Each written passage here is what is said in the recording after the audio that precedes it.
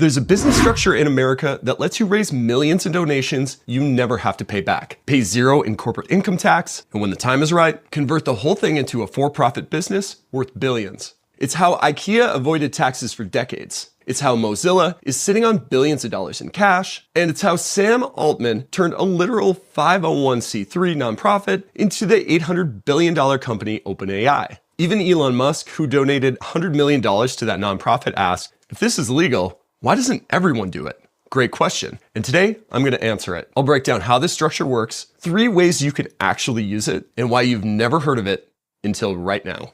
I call it the Sam Altman Guide. How to take a nonprofit dedicated to saving humanity and turn it into a company dedicated to making as much money as humanly possible. Let's go.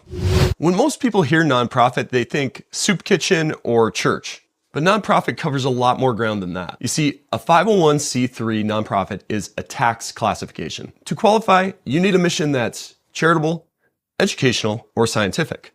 And if you can find a way to fit into one of those broad categories, the benefits are enormous. Donations to it are tax deductible for people giving the money. And because of the mission-driven structure, it attracts talent, press, and public trust at a level that for-profit companies spend millions trying to buy. So what's the catch? You can't distribute profits to owners or shareholders. This means no dividends and no equity payouts. But here's what most people miss. A nonprofit still allows you to pay yourself a reasonable salary. For some nonprofits, that means millions of dollars per year if you're the CEO, build massive assets inside the organization, and accumulate cash reserves. And if that noble mission ever runs its course, the law allows you to change it.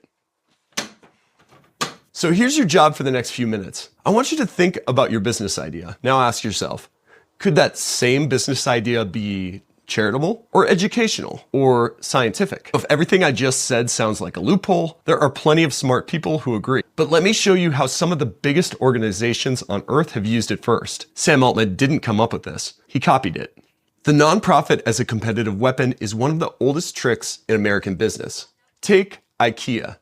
People have no idea, but IKEA, the hard to put together furniture retailer you both love and hate, is actually controlled by a Dutch charitable foundation. And their stated mission? To promote innovation in architectural and interior design.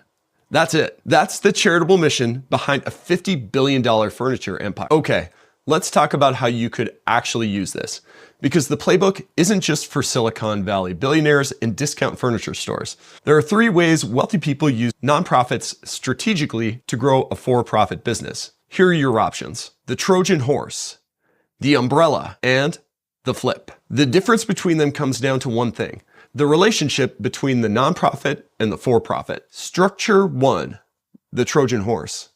Here, you run a nonprofit and a for-profit as 2 completely separate entities. But the nonprofit quietly builds your network, while the for-profit waits in the wings, ready to cash in. Example, you want to start a lawn care business. Before you hang a single flyer, you start a nonprofit. Lawns for Heroes. Mowing lawns for veterans who can't afford it. The mission is real. Veterans actually get their lawns mowed. But here's what happens around you. Your name is in the local paper every few months. Your nonprofit has an email list of donors, real people in your service area who got emotional watching you mow a Vietnam vet's lawn. The VFW posts about you. Locals share the heartwarming videos on social media. The scrappy nonprofit that just wants to make a difference in the community. Then, 18 months in, you launch the for-profit landscaping company. Why did you decide to start a for-profit arm? You needed a way to fund the mission. Help even more veterans. A for-profit arm lets you mow anyone's lawn and raise way more money than donations ever could. You're just trying to help more people. Then, you tap into your existing nonprofit network. First move, you email every donor who ever gave to Lawns for Heroes. You tell them you've started a commercial arm, and a percentage of every paying job funds more free mows for veterans. Half of those donors hire you. They're already invested and they need their lawn mowed anyway. And it doesn't end at basic lawn. You start selling landscaping jobs that run a few $1,000s, sometimes $20,000, and you barely spend anything on marketing. Your nonprofit does the heavy lifting. Structure 2 is the umbrella. This one's more aggressive. Instead of running 2 separate entities, the nonprofit literally owns the for-profit as a subsidiary. The mission and tax advantages live on top. The revenue engine lives underneath. Now stop and think about what I just said. A charity can literally own a for-profit business. A lot of people hear that and assume it's illegal, or at least shady, but it's neither. The IRS allows it and thousands of nonprofits do it. Take Hershey. Yes, That Hershey, the chocolate company. In 1909, Milton Hershey and his wife donated their entire fortune to fund a school for orphans children. That was over 100 years ago, and the school still exists today. It's a free boarding school serving more than 2,000 kids from low-income families, and it still controls the Hershey Company, an $11 billion chocolate empire.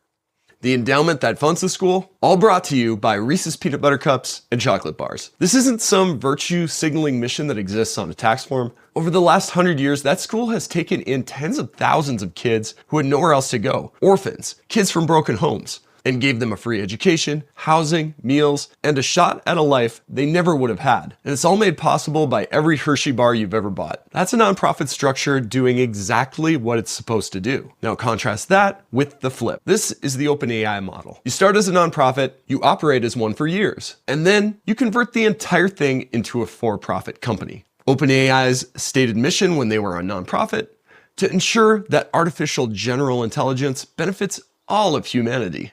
No schools for orphans, no measurable outcomes.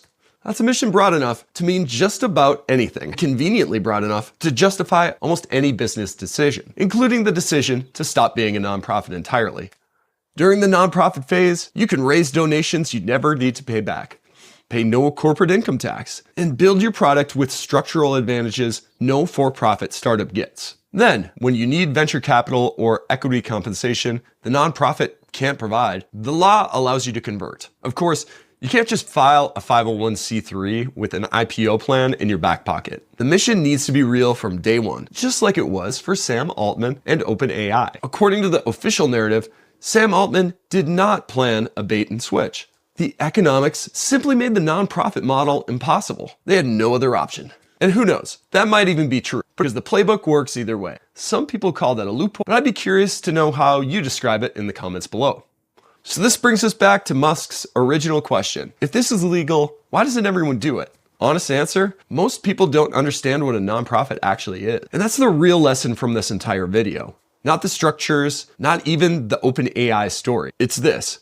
When someone tells you they run a nonprofit, understand what that actually means. It doesn't mean they're out saving the world, feeding hungry children, or helping at-risk youth.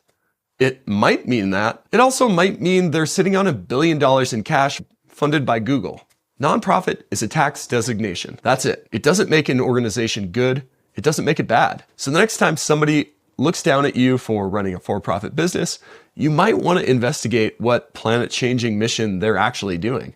And then send them this video. If you want my list of my favorite 102 business ideas with revenue numbers, text the word YouTube to the number on this screen now. You'll get free access to my database that gets updated every month, and I share everything I'm working on to make money in a for-profit business that's taxed regularly by the government. See you in the next one.